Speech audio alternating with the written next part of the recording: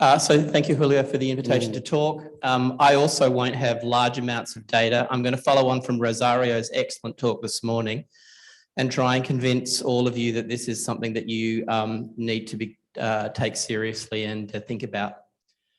I've got no conflicts. The paradigm for most of us is we treat the patient in hospital, we say you're cured, go home, don't worry about it, we've done our job. And that couldn't be further from the truth. We know that, in fact, for every inpatient death from community-acquired pneumonia, there's between 6 and 8 excess deaths, more than you would expect from age, sex, comorbidity matched population over the next 2 years. And given that more than half of inpatient community-acquired pneumonia deaths are really end-of-life episodes where we have no potential to impact on their care, other than perhaps maybe vaccine well before, that's an awful lot of excess mortality and morbidity that dwarfs the inpatient field. Eric showed from the Port study that for any given age, pneumonia survivors have significantly greater mortality than the population average for their age, again, gender matched. Now, you might say, well, that's because people who get pneumonia are sicker. That's why they get pneumonia.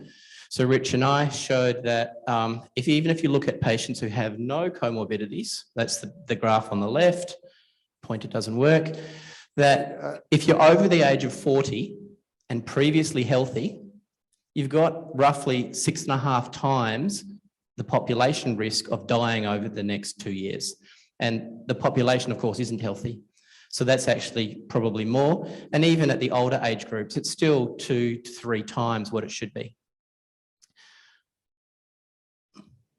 Now, Koivula in 1999 followed up a whole Finnish village, essentially, and showed that people who have an episode of pneumonia die at faster rates than those who don't. But more importantly, 2 things. One is that difference increases over time, and it's largely driven by cardiovascular death.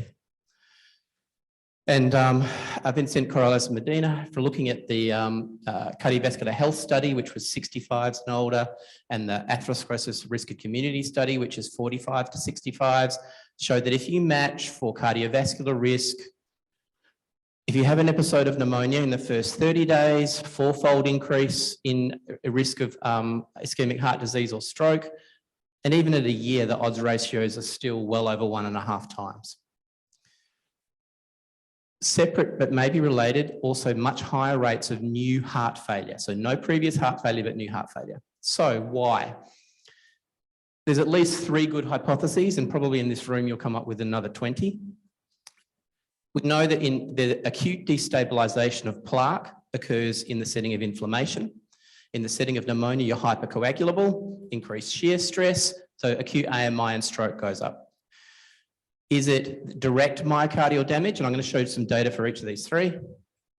From pneumonia, from the pathogens, and does that cause long-term outcomes? Or, as we know, is slow resolution of inflammation driving accelerated atherosclerosis? And we know in lots of conditions with low-grade chronic inflammation, transplant being one, cystic fibrosis, even asthma, there's higher rates of cardiovascular disease over time. So I had to show a slide of Julio's because it's his meeting. This is from the CAPO database showing the high acute rates of myocardial infarction in acute CAP, up to about 15%. And probably the best study of this was Cangemi in Italy, where they looked at enzymes, ECGs, 11% of patients having some kind of myocardial event. We know that 100 milligrams of aspirin is insufficient. So Cangemi's study showed that. There's the one study, this is the paper, of 94 versus 91, showing that if you give 300 milligrams of aspirin for a month, they reduce the myocardial infarction rate substantially. That's the only study.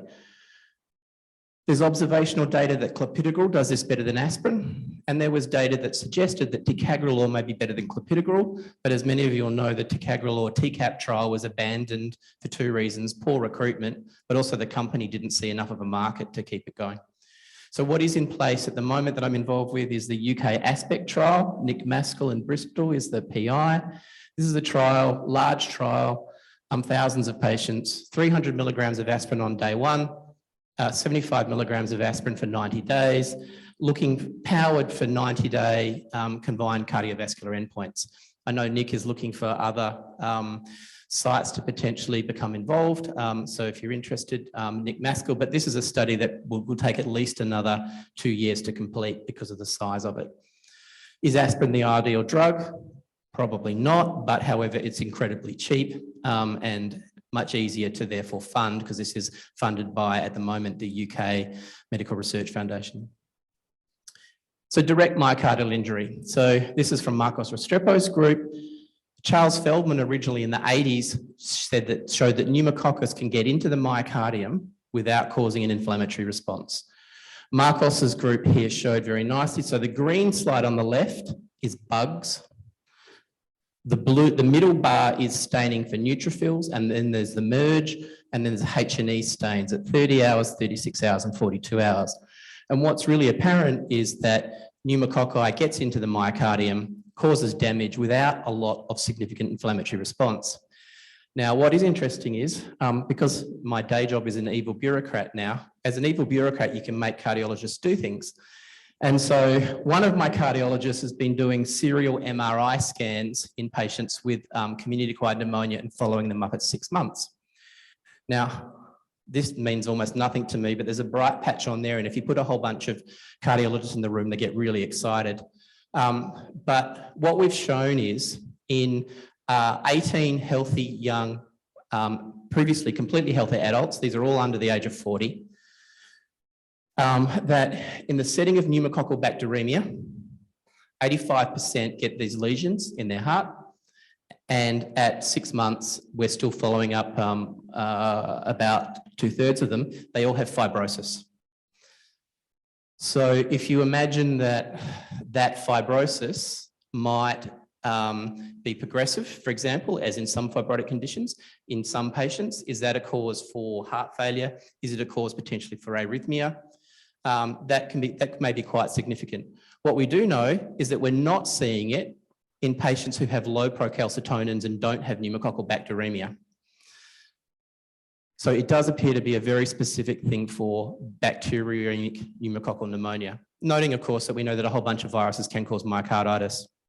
So there's a bigger study he's been funded ongoing, looking at 200 patients, and as part of that, we'll be adding ACE inhibitors to patients who have acute fibrosis. But obviously there's an awful lot more that could be done in that space. What about then the impact of slow resolution of inflammation? So we've known for 50, 100 years that chest x-rays after pneumonia can take a long time to resolve. So Harm et al. In the 90s showed in the over 65s can take 6 months. The question is, how much inflammation is going on in that resolution? So this is a study that we're involved in, again with Vincent Corrales Medina. It's a PET scan at 45 days after discharge from hospital. And what you can see very clearly is acute inflammation still ongoing in the lung in the area of consolidation. One of I'll show some more data from one of the cardiologists that I work with, who's doing serial PET scans on patients as well as inflammatory markers to look at that. And just to emphasize how powerful tiny amounts of inflammation might be, this comes from COPD data. This is from a Danish group who combined two big Danish studies. And they gave people a score of 0, 1, 2, or 3 based on whether you had a CRP more than 3 at baseline, a fibrinogen above 14, a white cell count above 9. And even with 1 point, what you can see here is over a 2-year outcome, 1.47 times the risk of myocardial infarction, 2 or more, 1.6 times. And it doesn't matter whether you're talking about myocardial infarction, heart failure, type 2 diabetes, even tiny little bits of inflammation cumulatively can be quite damaging. So 6 months of continued systemic low-grade inflammation may be a significant driver of pathology. And like others, we've got mouse models running to look at this. The other really interesting thing, and so some of the questions have been around, does predisposing atherosclerosis make a huge difference? And the other question I often get asked with this data is there something that's predisposing to both ischemic heart disease and getting pneumonia? Is there some kind of root cause?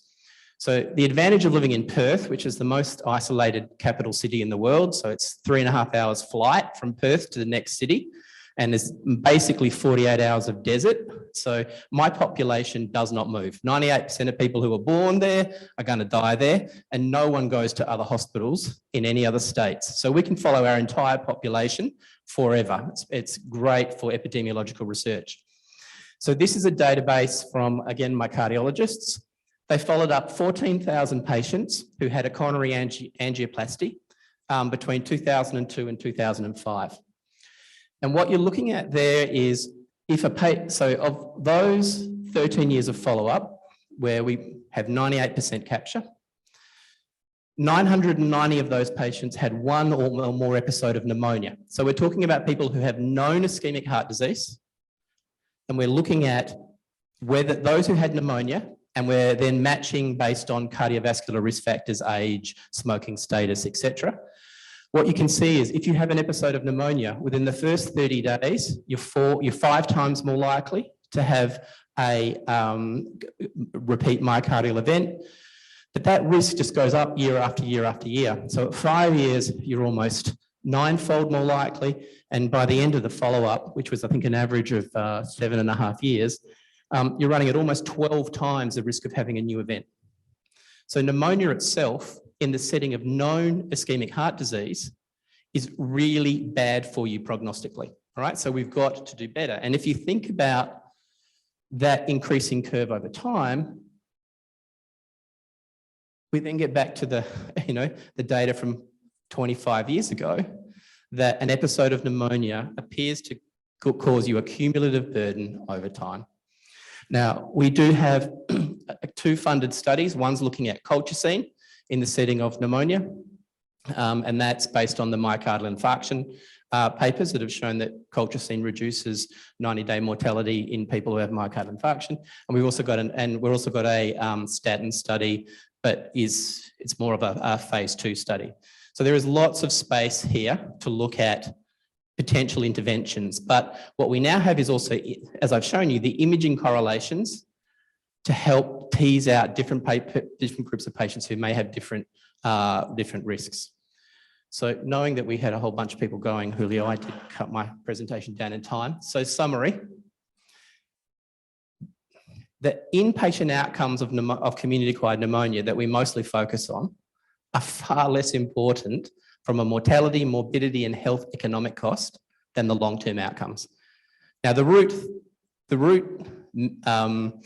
cure, of course, would be vaccination for everyone, so it never happens in the first place. However, as a responsible pulmonary physician, you've got to know this and you've got to do something about it, because your job is not finished when the patient leaves the hospital. So whether you're working with the primary care physician or whoever, you cannot ignore the long-term consequences. And all of you will be aware that when pneumonia disappeared, with all the viruses disappeared during COVID, there are plenty of studies that show that myocardial infarction rate dropped by 25%. In Australia, strokes dropped by 20%. Fractured neck of femur dropped by 22%. There are a lot of other outcomes as well that are all driven by this. And I need to finish my rest of my summary. Sorry, can you put that up? As I said, we're devoting far too much time and energy, I think, relatively speaking. Now, it would be nice if we had the funding to do everything, but we've got to focus more on these long-term outcomes. The primary focus of the long-term outcomes has got to be cardiovascular events. And there are plenty of interventions to try that we already know from secondary cardiovascular prevention trials. And, I think equally the health economic analysis of all of our new vaccines, particularly RSV, and there's some groups developing metapneumovirus, when we're having conversations with government and payers, is we've got to consider more than just the incident event. And I know some of you in this room, like me, are involved in talking to those companies. The direct benefit in terms of a reduced hospitalisation with influenza or RSV is going to be a tiny component of the net benefit because of all the long-term flow-on effects. So I'll finish there. Thank you. Perfect. Thank you. Stacey. Yeah. Well, this is a lot to discuss. Yes, Eric. So that was amazing talk. I really enjoyed. Thank you very much. I have one suggestion for you. For those patients that you are concerned about fibrosis, that might be reasonable to start fibroblast activation PET scan for the heart. In that way, you can catch fibrosis in earlier stage and showing that that is activation after your infection. Yep, that's a good idea. And look, my cardiologists are doing, there's a whole bunch of stuff that I don't fully understand as well about. They're doing scans looking at the endovascular fat, which can show, using that kind of methodology to look at added inflammation. I think there's a lot that we could, by working in partnership with cardiologists, that we can tease out together.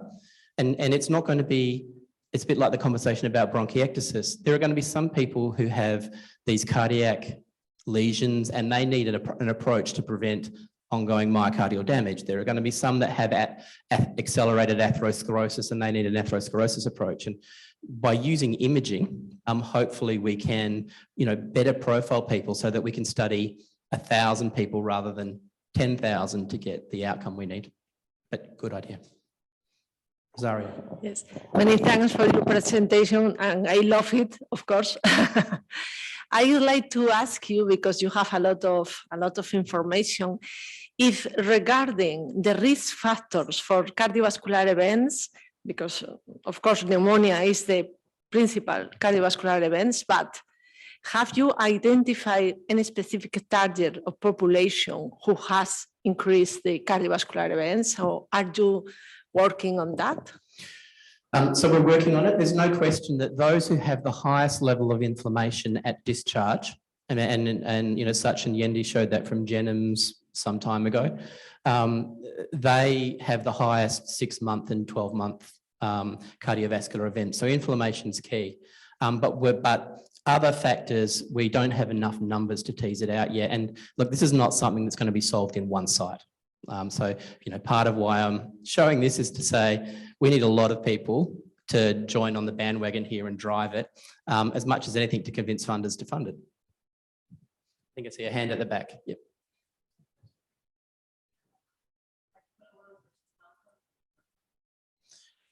So in Australia, you don't use quinolones. There's no such thing as levofloxacin, and moxifloxacin requires you to give over your firstborn son. So everything for us would be ceftriaxone and azithromycin. There is data. We have a paper with another investigator showing that people who get azithromycin versus levofloxacin in the US setting appear to have less 2-year myocardial events. That's for me, that's kind of hard to believe, to be really honest, that 3 days of azithromycin would, I think it's got to be a longer course. But what I think equally, as we saw, some of the presentations today, factoring in 1-year and 2-year outcomes, as hard as that is, may be also critical drivers if they do make a difference. And one of the concerns I have about shorter length of antibiotic therapy is does that mean slower resolution of inflammation? And it may be important whether you've still got inflammation at 2 months or not. And I think that's all got to be teased out in the course of time as well. Mike. Does acute or chronic steroid use affect cardiovascular events? So there's insufficient numbers in the databases to know about people who are on long-term oral steroids. It's been looked at in COPD and asthma in people with inhaled corticosteroids, and it doesn't appear that the inhaled corticosteroids make any difference. But I think just inadequate numbers currently. For cardiovascular events, yep. Eric. So great talk, but one thing that you didn't talk about is cardiac arrhythmias. Yep. Any thoughts about what we can do with those? So Eric has a pivotal paper that he kindly put me on, just showing the high rates of particularly atrial fibrillation inpatient-wise is very much associated with 90-day mortality. I think that the arrhythmia is likely a combination of 2 things. First is elderly people, metabolic stress. We know whether you have surgery, fall over, in that population they'll have atrial fibrillation, and it's just a marker of debility, if you like. But I also think that those cardiac lesions are also, particularly given that they're in the ventricle, may well be associated with higher rates of more lethal arrhythmias.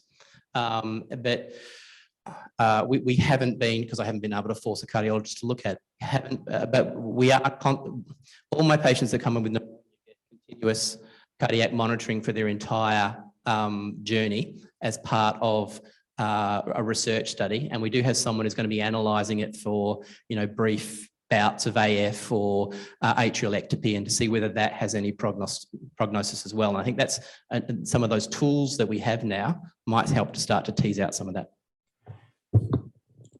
Just a real quick thought. I mean, 3 days of azithro isn't going to do anything for the long-term inflammation that you've showed us data on, but perhaps it could do something for the acute fibrosis that's happening. So maybe there's a... Yeah, I think the answer is we don't know. And now that, in our more severe patients, as we'll hear, we'll certainly be using steroids now in our more severe end of patients for a bit. Will that make a difference? Will it make it better or worse? There's all kinds of natural experiments going on all the time that we just need to leverage that data. What? Okay, yes. I think you found yourself a study, and we heard earlier that we've got abundance of specimens in Germany. So have a discussion at coffee. Yes, yeah. What do you what do you think that this patient with pneumonia, they have these weeks and weeks, and you still have the inflammation? Is this persistent bacteria? Is this something happening with the neutrophils that they remain there? Why is? I remember that there was a discussion that after pneumonia in that area of the lung, you have local abnormality of the lung microbiome, and now you have a dysbiosis that you have a chronic pneumonia due to. What is it? Why some patients remain? Because it was impressive. It was a big infiltrate. Yeah. So my first approach to that is, the common conversation I have with patients when I try and explain to them that's going to take a while for them to get better is I say, if I gave you a boil the size of a Coke can on your leg, how long before your leg looked normal? So I think, we underestimate how much inflammation is in the lung and how long it takes for the body to resolve that in another site. So I think that's just one part of an answer is, I think there is a natural biological process that takes time proportional to how much inflammation there is. The other is there probably are factors in the lung like altered circulation and all of that make it slower than in some other areas of the body. But it's a great question and a good area for research, because if we could accelerate the resolution, then there'd be less inflammation and potentially less long-term events. Mark. Is there similar data about, or are there similar data about long-term cardiovascular sequelae of other common infections? And one I'm thinking of is like pyelonephritis, right? It's another organ that's well vascularized that is inflamed. Anything like that? Yeah, so COPD exacerbations, it's well described that, over 2 years, substantially greater cardiovascular events. And the same thing of an early peak in kind of the first 14 to 28 days, atherosclerosis and acute myocardial infarction.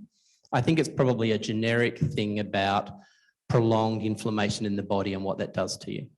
For the specific cardiac lesions, that may well be a very pathogen-specific effect, because we've looked in a couple of patients who had staph bacteremia, saw nothing, and E. coli bacteremia saw nothing. Now, the numbers are still tiny, but it does seem like pneumococcus is particularly good at this. Sorry. Another information, Dr. Betersky, is regarding bronchiectasis. We have been studying bronchiectasis, and we recently published in Chest that after exacerbation of bronchiectasis, the risk for cardiovascular events was increased, and it was related with mortality, of course. And we were able to find an association between high levels of proadenomyodonin during exacerbation and more increased risk for cardiovascular disease. This is another model on infection, chronic infection, but the idea is quite similar. Yeah, I think that we agree that probably in all bad infections, you have cardiovascular event. The characteristic of pneumonia is very common and probably the amount of inflammation. And now the data of persistent inflammation. Because I have to tell you that when you go back to the skin and soft tissue infections, yeah, you can have a very bad cellulitis, but in a couple of days, the skin goes back to normal. I mean, everything goes back to normal, but having weeks of inflammation, this may be unique to pneumonia. Any other question for cardiovascular event? I have another. Okay, then my question is, we concentrate the cardiovascular event because again, it's easier. But you mentioned in one of your slides, there was diabetes. And then we know that pneumonia, and with Rosario, we mentioned that probably there were a lot of comorbidities that are subclinical. The patient has subclinical diabetes, subclinical COPD, subclinical this, and pneumonia bring it back. Why do we think this? You have pneumonia and then all of a sudden you have more risk of diabetes?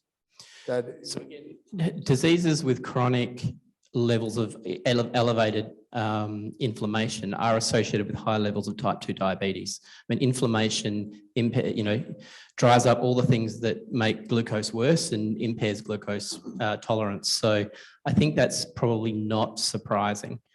You think there's going to be some form of fibrosis of the pancreas, the same way that you get the fibrosis of the myocardium? Have you done some PET scans in the pancreas of the patients? I think pneumonia? grab a radiologist and start looking, who knows?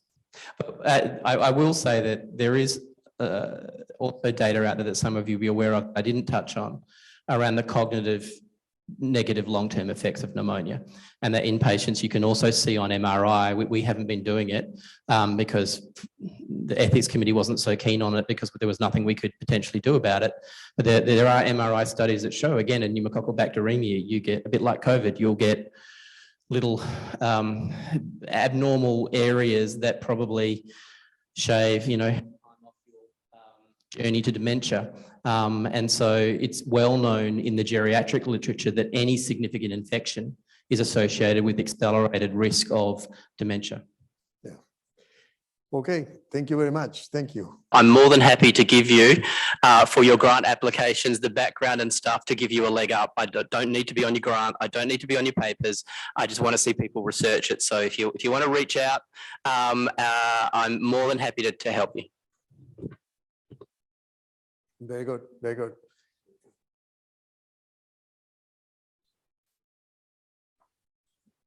Any other comment for long-term outcomes of pneumonia?